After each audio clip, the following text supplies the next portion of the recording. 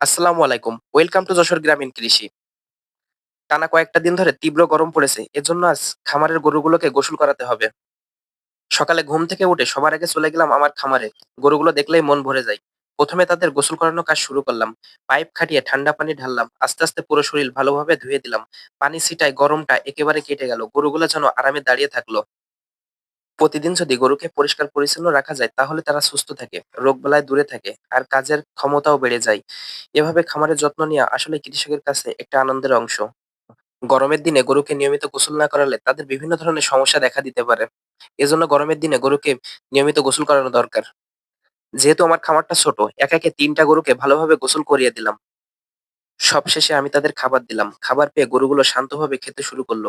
এই দৃশ্যটাই একজন কৃষকের দিনে সবচেয়ে বড় আনন্দ। এভাবে নিয়মিত যত্ন করতে পারলে এখান থেকে ভালো একটা ফল পাবো ইনশাআল্লাহ। যশোর গ্রামীণ কৃষির সাথে থাকুন, কৃষিকে ভালোবাসুন।